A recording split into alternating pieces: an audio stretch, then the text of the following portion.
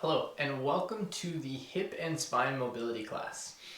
Today we're going to be focusing mainly on two things, which is going to be hip rotation and spinal segmentation. Super important when it comes to hip and low back health, as we want to try to dissociate our hips and how they move from our spine and how it moves, because one is the hip is a ball and socket joint, and specifically through our lumbar spine we have facets that are orientated like this and they move on each other on that axis. You can see this and this are two very different shapes. So we need to learn how to control this as well as this, and then when we go to do activities that we love to do, they feel better. So without further ado, let's get started. We're going to start in the all fours position. So getting set up like so. We want shoulders right over top of the wrists, hips over top of the knees. If your wrists do start to bother you at any point in this position, you can always go knuckles or hang on to some dumbbells. Both those options are going to work great. So like I said in the intro, we're trying to dissociate our spine from our hips. So when we go through this hip car, what I want you to really hone into is what is happening through here. Okay? For the first rep, we're just going to take it through.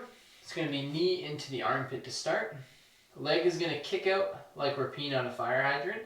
And then from here, we're going to internally rotate, so that heel is going to start to rise up towards the ceiling. As we then start to kick it up, feel the butt squeeze here. Come around, and then that is half a rep, so we're going to go in reverse. We're going to start in that internally rotated position, so foot's coming towards the camera. We're kicking up till we feel that butt squeeze, and then we're going to rotate, swing around to that P position, back into the armpit, and relax there. Now, what I want you to hone in on the second rep is we don't want to move through here again. So, as we go through knee into the armpit, watch out for any excessive curling through the spine. I want to try to keep that in the neutral position. As we come up to the side, watch for not actually peeing on the fire hydrant and getting the whole body involved. All right, our hips are sitting square towards the floor. And then as we rotate, watch out for the arch as we kick up and rotate. Right, it might look something like that. Again, we want to try to stay in that neutral position. The spine stays still, just the hip is moving. Same thing in reverse. Check we aren't arching through the low back. As we swing around, we keep the pelvis level. Knee into the armpit, no excessive rounding. There is one side. And we'll flip around and do the other side. So again, knee comes into the armpit. We kick up, rotate, kick the heel up and out, swing around, then in reverse, we stay internally rotated, we kick up towards the ceiling, start to rotate, open up the hip as we swing around, and then one more time. Paying attention, are we excessively rounding in this position? Can we keep the pelvis level as we kick out to the side? How about that arch as we start to kick up towards the ceiling? It doesn't have to be perfect today, but we are focusing on trying to control that to the best of our ability. All right. Next, from the all fours position, we're going to go through spinal segmentation. So, just like in the spine assessment video, we're going to be rounding through the upper back. Chin is going to be tucked, tailbone tucked under, creating this nice big dome shape. We're going to start from the pelvis, and I really want you to keep tucking the chin, pushing through the floor so we keep that dome as long as we can. From there, we start to tilt the pelvis forward. Keep tucking the chin, doming through the upper back, and we're slowly working our way up the spine, one piece at a time,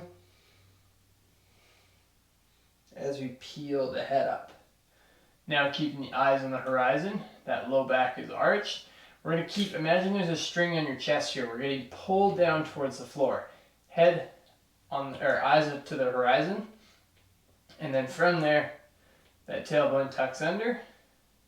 Notice the upper body doesn't move though. And we're going to slowly work our way up till we hit that upper back. Still eyes on the horizon until that very last chin starts to tuck. And down we go. I want you to go as slow as possible. Trying to own the control as you go through the segmentation. If you feel like you lose it and you go down in a big chunk, that's okay. What you're going to do is just try to reset. So get that push through the floor, get that chin tuck, and then go back to the segmentation.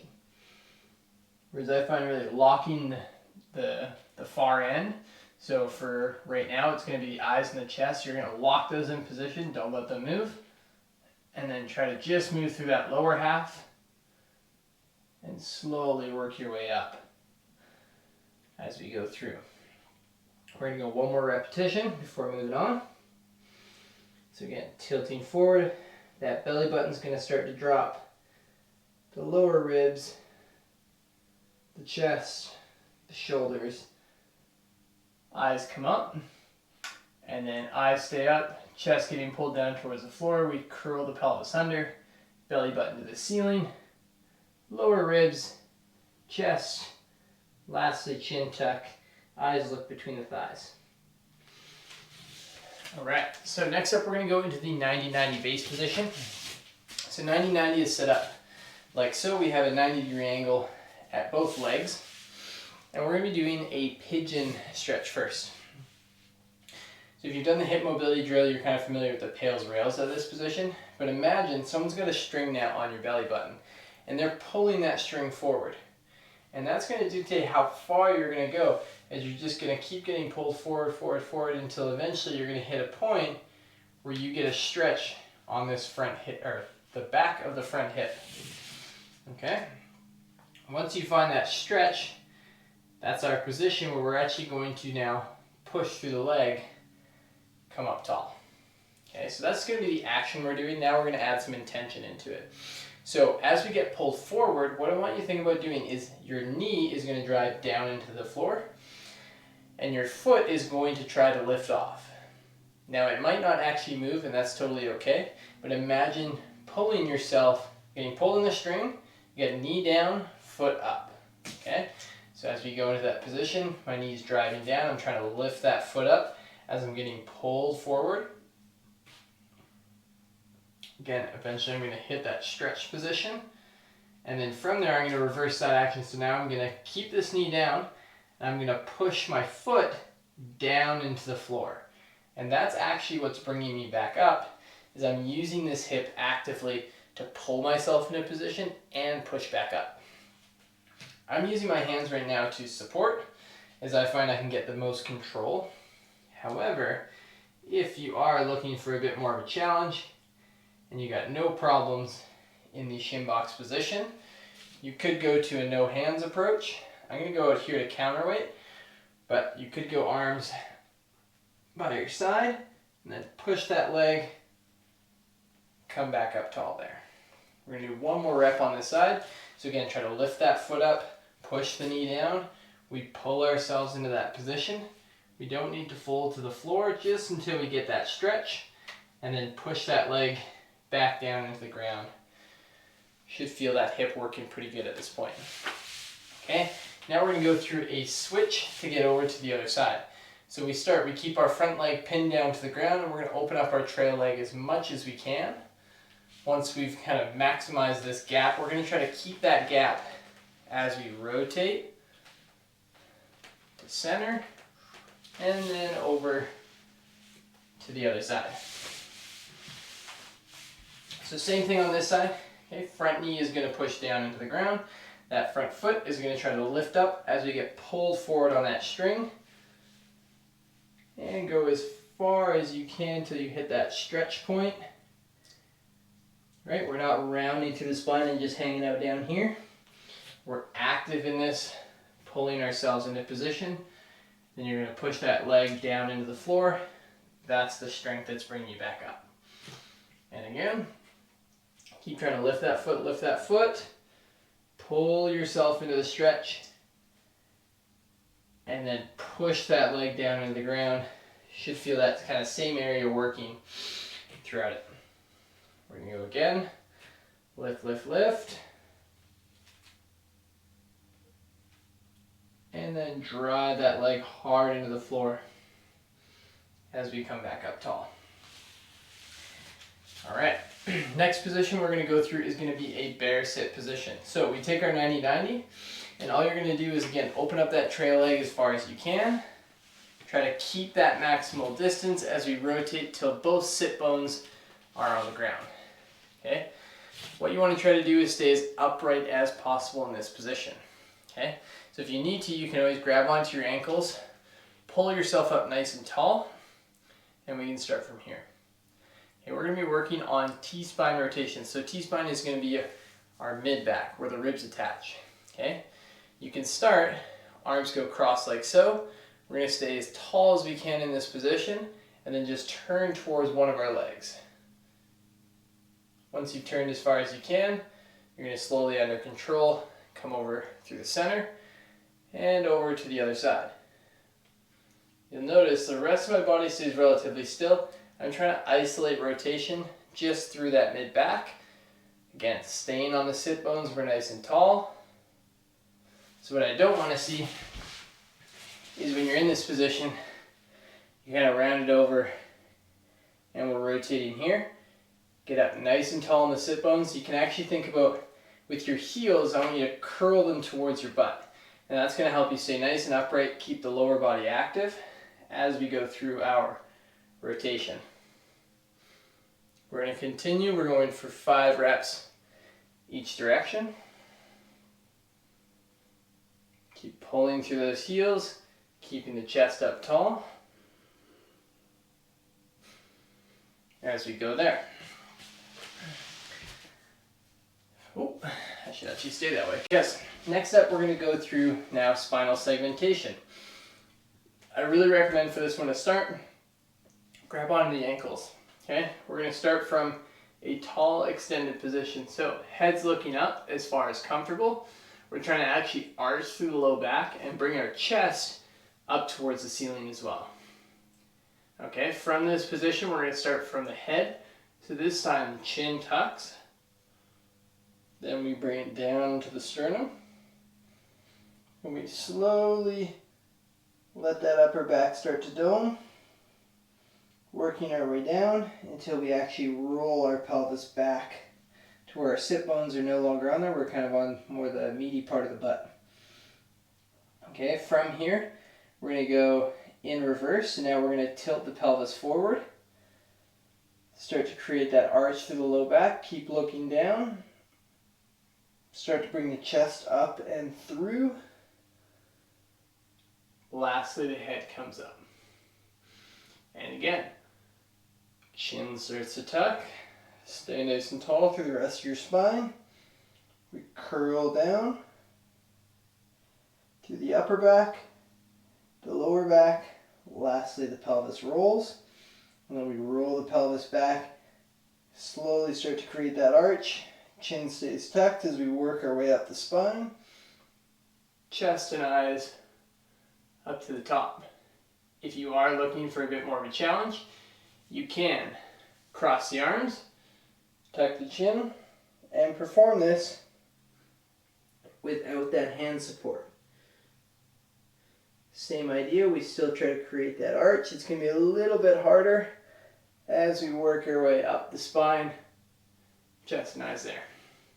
So I do recommend going with the hand grab as long as you can keep control. Once you feel like you've really gotten good control, you can slowly release the hands, go to an arms cross position. Our last position today, we're going to be working on hip internal rotation now out of the frog position. Now personally, this position is a bit of an nemesis for me, so bear with me. We're going to get the knees out nice and wide, and you're going to try to fold the inside of your ankles so they rest on the ground here. Okay, so this is going to be our start position. We can play around with just a few rock backs to get familiar in this position. So just sitting the hips back and seeing what we feel. For me personally, I get a pretty wicked groin stretch as I rock back, so I'm pretty limited in how far I can go, which is okay. I'm going to work within what I can. Okay. From here, we're going to be working on rotation through the hip. So we're going to try to keep the rest of our body entirely still. I like to go hands clasped together so you can squeeze and really create some good body tension. And then from there, your goal is just to lift that foot up off the ground. And we're going to hold here for 10 seconds. We got another 5, 4, 3, 2, 1, and relax. And 2 more on this side. We're going to try to lift that foot up. Notice the rest of my body stays still. I'm just spinning the hip in its socket for another 5, 4, 3, 2, 1, and relax. 1 more here. Lift up and off. Got 10, 9, 8, 7, 6, 5, 4, 3, 2, 1, and slowly bring that down. You're going to try to stay in that position. I'm just going to spin around so you can see the other side. And then same thing on the other side. So again, squeezing the hands together, creating good tension. We're going to lift that leg by rotating through the hip. Hold for another 7, 6, 5, 4, 3, 2, 1. Slowly come back down. So notice how I'm not just slapping my foot along the ground when I finish. I'm going to slowly control the way up to lock it in for 10, 9, but as well as when I come back down, I'm also going to lay it down soft like a ninja for another 3, 2, 1. Softly put that foot back down. We got 1 more here. See if you can rock back a little bit further.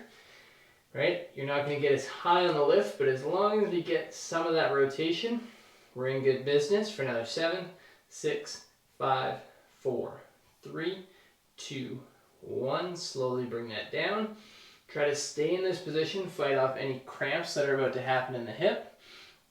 And the last thing we're going to do in today's class is going to be try to work on spinal segmentation from this position. Okay, a little bit tougher, and the stretch in your hips is going to change as we move the pelvis. So be aware of that. Again, you can squeeze the hands together to create some good tension. And then we're going to curl the hips under, round through the upper back, low back, and tuck the chin. We'll start from the pelvis. You're going to tilt that pelvis forward, slowly creating that arch in the low back. Working your way slowly up the spine. Bring the chest through and the head up. So that was the end of the class anyway, but the GoPro did something weird with the outro, so here we are. Thank you for taking the class and taking the time to do so, and take care of yourself. I hope you're feeling limber and ready to go now. Again, I hope you enjoyed it. Thank you. Have a great day.